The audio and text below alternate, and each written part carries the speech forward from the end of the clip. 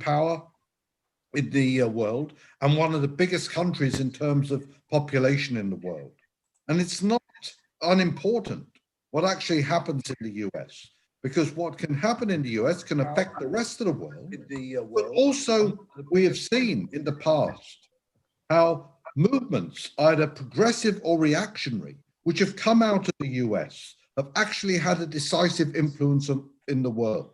If you look, for instance, at the women's movement, the movement for greater rights and equality for women really burst in one sense onto the scene in the 1960s from the US and then spread through the rest of the world and had a dramatic effect.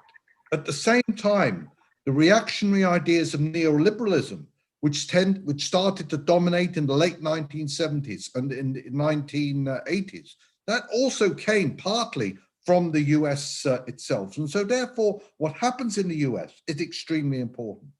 And certainly, there was, among a wide layer of people, a sense of relief at the defeat of Trump, at the fact that finally, after a few days of accounting, it looked like Trump had actually been defeated.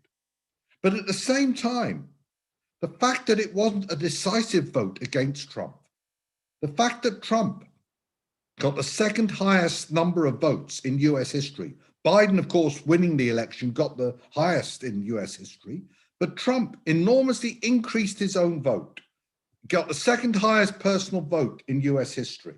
At the same time, Trump's Republicans seemed to be holding on to the US Senate, and they made gains in the US House of Representatives, which means that the Democratic majority there became narrow, became smaller.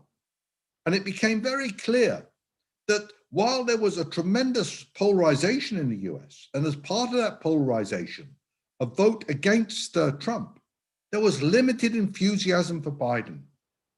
Biden himself played it very safe, said very little politically. It wasn't simply a question of the virus. It wasn't simply a question of his age. It was the fact that he had very little to actually say as far as policy was concerned, apart from the fact that he wasn't Trump and he was a bit more polite.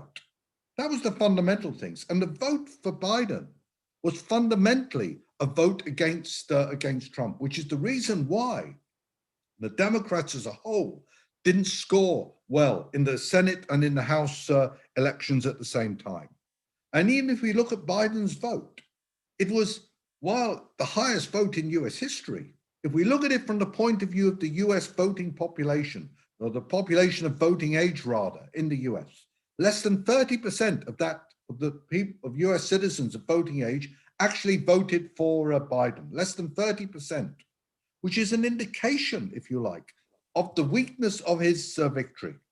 But more importantly, and the lesson for us as well, is that the fact of Trump's vote means that the movement, if you like, the policies which Trump represented have not gone away. And whatever happens with his legal game, one of the things that Trump is trying to do at the present time is to secure his political legacy, to ensure that the movement which he has helped create actually continues. And that means that Trumpism itself hasn't gone away. It may be renamed, you may have new characters in it, or slightly more polite, less, if you like, arrogant than Trump, not prone to making suggestions like drinking bleach to cure illnesses. Yes, a bit more sane in that sense, but nevertheless, a right-wing.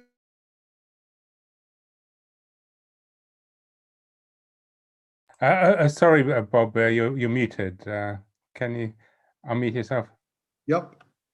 Sorry. But what's actually happened is this. Despite the defeat of Trump, is that we see the building in the US of a right populist movement, a right-wing movement, as part of the polarization there. And that means that the issues which have been posed by Trumpism have not gone away. Now, for us, outside the US, what's happened there has got enormous lessons. And to a certain extent, we have to look a bit at what happened in the past. It's just 12 years ago that Obama was first elected with the slogan of hope. Some people may even remember the T-shirts, which quite a number wore at that time, the Hope T-shirts. And there was tremendous enthusiasm that that Obama would be different. But in reality, despite the smooth words which he spoke, he actually carried out in many ways a continuation of right-wing economic policies. He started very rapidly to disappoint his supporters. And that meant that within 2 years, the Democrats lost support of the Senate, the US Senate. And the US Senate has since 2010 has been controlled by the Republicans, been a source of their power base. And this took place under Obama because of the disappointment with with what Obama was actually doing. And we know that 4 years ago, Obama himself was replaced by Trump. And the danger is, the question is, we have Biden's victory today, but that victory today does not mean that in 4 years' time, there wouldn't be the possibility, maybe Trump, though that's unlikely, but nevertheless the possibility of a similar sort of movement, of a similar sort of candidate winning the elections in the US. So therefore, in one sense, it is, yes, we celebrate the defeat of Trump, but we realize that that is not the end of the process at all. And if we look at Trump's vote, the strength of his vote, we have to see that it wasn't simply, as has sometimes been described in the press, as a racist movement. Yes, certainly Trump kowtowed towards the racists. He indicated toleration, support for the white supremacists. He made the infamous statement about what happened in Charlottesville. He made the statement of support, or indicated support, to the so-called Proud Boys right-wing militia. But nevertheless, that doesn't sum up all of Trump's basis of support. What was significant in this election is that if you look at the proportion of Latinos and of African Americans who voted for Trump in this election, it was the highest proportion of those groups who voted for the Republicans in any election. Trump had from the point of view of the Republicans, Trump had one of his biggest successes in beginning to make inroads into the African American and Latino populations. Yes, a majority of those groups voted for the Democrats, but nevertheless, Trump was able to make inroads. And why was he able to do this? Despite the fact that at the same time he sometimes flirted with white supremacists. And that's because his main message was that he wasn't one of the elite, that he was an outsider, and that playing into the disappointment, the distrust with governments that we've seen in country after country, as something which has really strengthened in the last few years, especially after the economic crisis which started 12, 13 years ago. There's been a great disenchantment in many countries with the governments. It's the reason why we've seen in Europe former ruling parties just disintegrate. You look in France, for instance, you have President Macron there, and his party was just created before the election in which he got elected. All the old big parties in France have disintegrated, either collapsed or enormously lost support. And Trump played into that he was something different, that he wasn't one of them. And if we look at, for instance, his language, it's sometimes extremely radical in this populist sense. Some of you may have seen this infamous press conference of Trump's lawyer, Giuliani, outside a garden center and next to a pawn shop, where he announced that the legal action.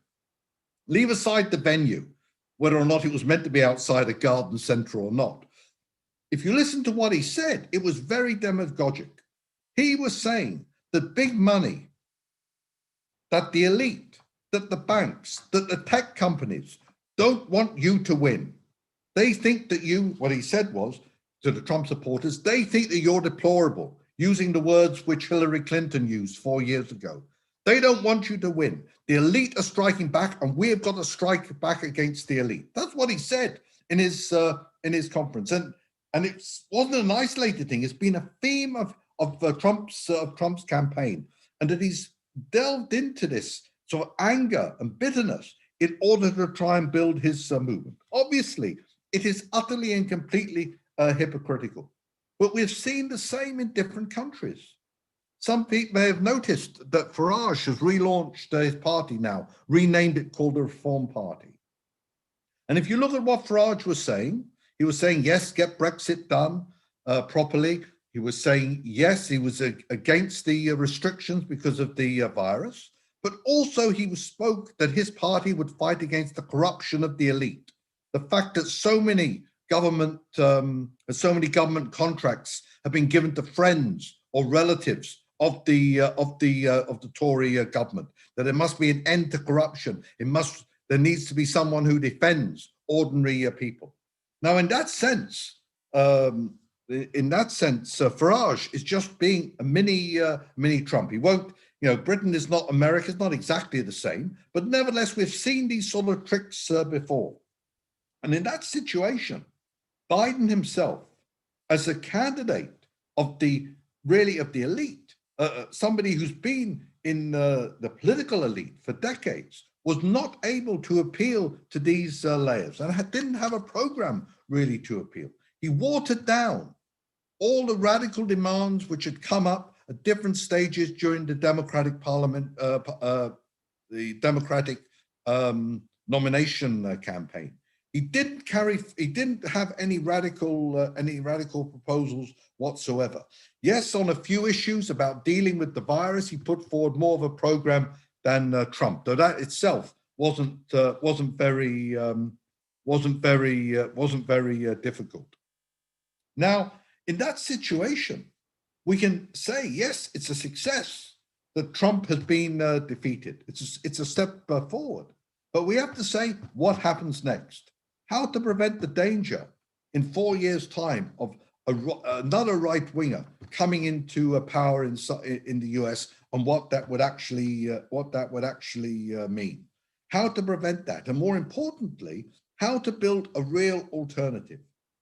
Now, in one sense, the political situation in the US resembles that in Britain at the end of the 19th century, where you had two big parties, the Tories and the Liberals. They were the two big parties, both parties which supported capitalism, although they based themselves on different sections of capitalism, different sections of the capitalist class. But the situation in Britain at that time was very similar to what the situation is in the US today. And at that time, for socialists in Britain in the 19th century, the big argument was the need to form an independent party of labor, an independent party which represented the working class. And there was a tremendous struggle waged in order to get that idea adopted.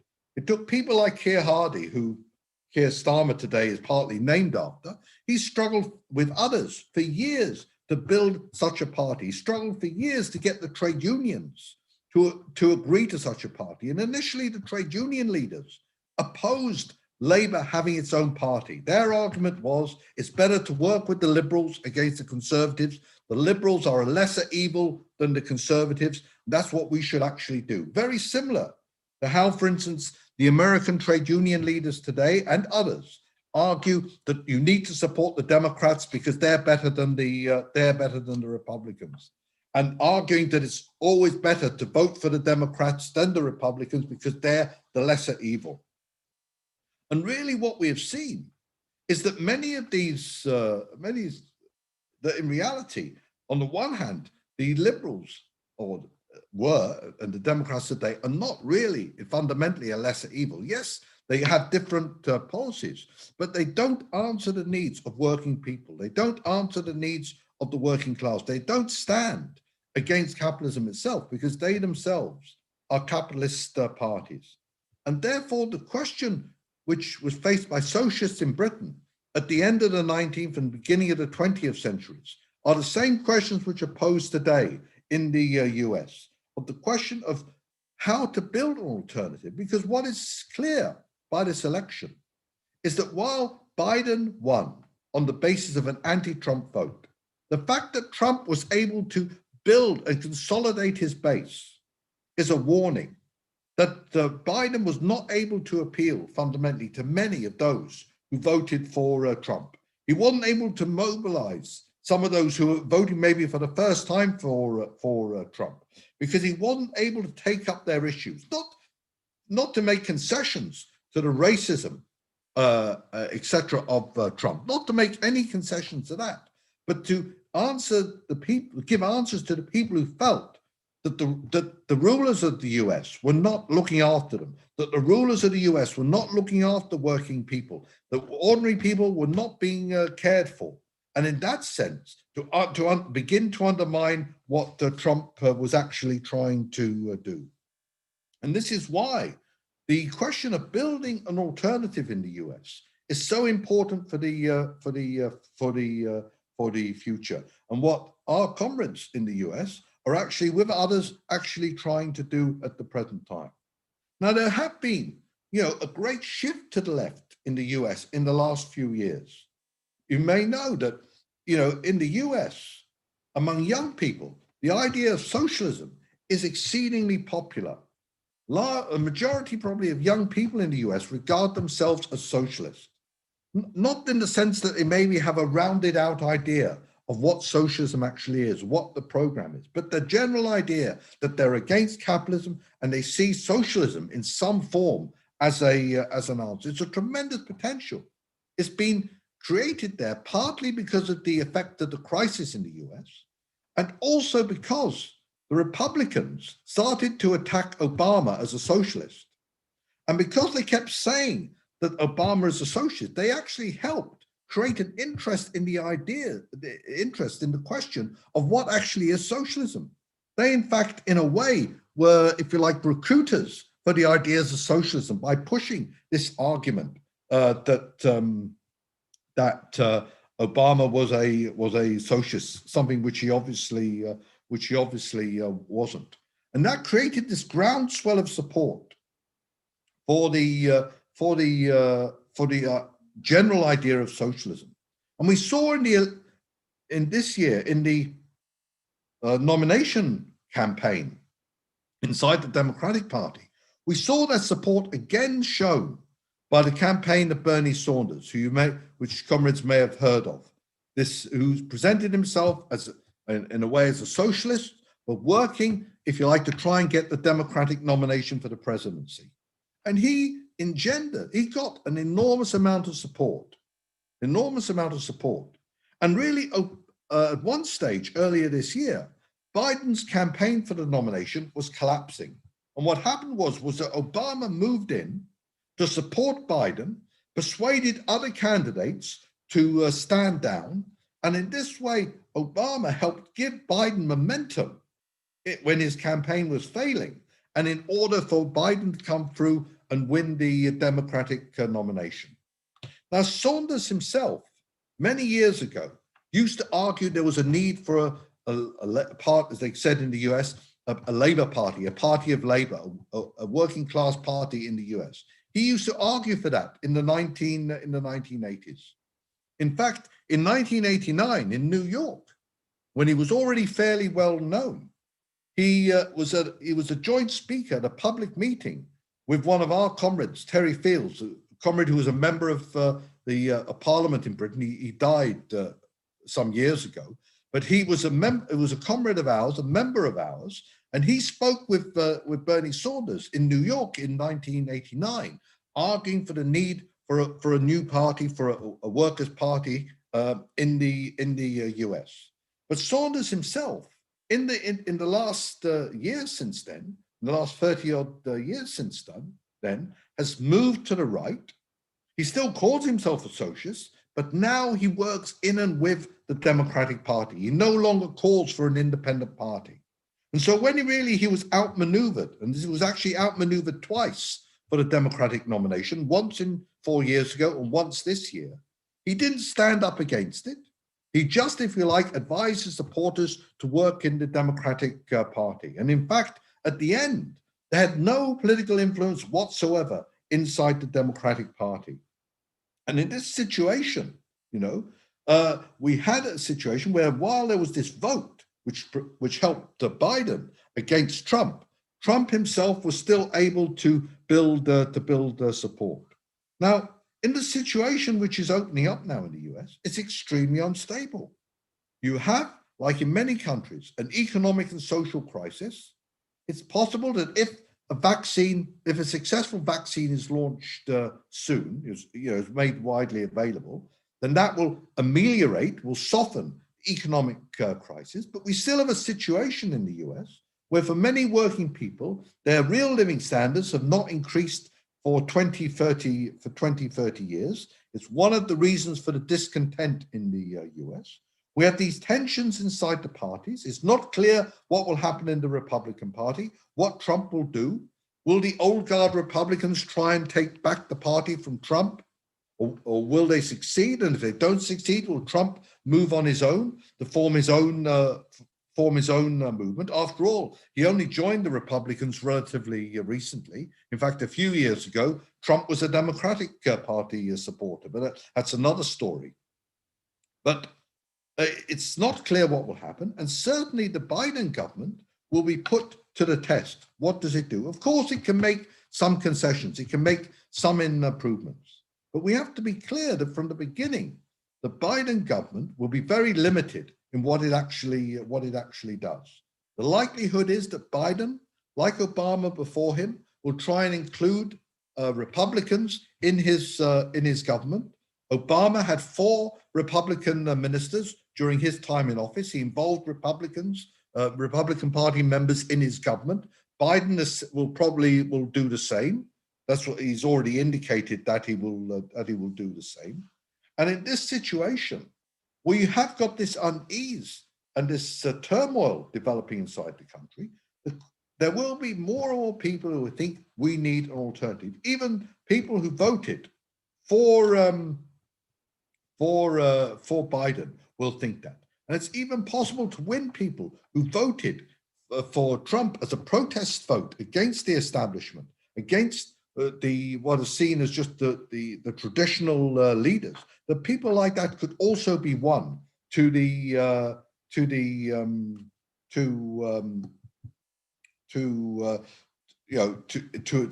idea of a new force. Because what we've also seen in the US in the recent period has been different struggles breaking out, not so much this year, but we saw last year and the beginning part of this year, different strikes taking place on different issues. On strikes throughout the country on issues of wages, issues of safety at work. You've seen the beginning of a revival of the trade union movement in the US. And some of these revivals have been in states which have been run by the Republicans, quite widespread movements. And in this situation now, we're obviously going into a new chapter. And while it's difficult to exactly work out what will happen, the main lines are quite clear. That whatever improvements or minor improvements there are in through Biden's rule, fundamentally, he will not answer the problems facing working people. That will open the door for a revival of the right, whether it be Trump or another form, as I've said before. And in that situation, there'll be people who'll be both looking for an alternative, thinking we can't just go in this circle all the time. We have to break out of the circle. At the same time, struggles will break out on different issues. And in that situation, the idea of forming an independent force, the need for working people to have their own party, will become more popular. And in that situation, you can see the steps being made towards the formation of such a party, and then the struggle to build such a party, to build such a movement. But that is really what is necessary, because if that is not done, then we can just be trapped in this sort of hamster's wheel, this continual circle, if you like, of Democrats being elected, Democrats failing, being replaced by right-wing Republicans, so on and so forth. And nothing, not just the parliamentary circus, but also nothing being done in the interest of working people. And that is really what the task facing activists is inside the US. It may seem very difficult in the same way it seemed difficult at the end of the 19th century to break from the Liberal Party in Britain to form a workers' party. The formation of the Labour Party in Britain didn't immediately mean it became a mass party overnight. It took time, but nevertheless, it was in that political struggle, the idea of workers' independence, that it was formed. And we link the struggle for workers' independence with also arguing for our socialist program, which we think is necessary. And in the US, because of the broad popularity, especially among young people of socialism, about broad popularity amongst young people of the idea of socialism, it's possible to engage in the discussion as to what the alternative to capitalism is, what socialism actually means. And marrying these things together has the potential to build a movement.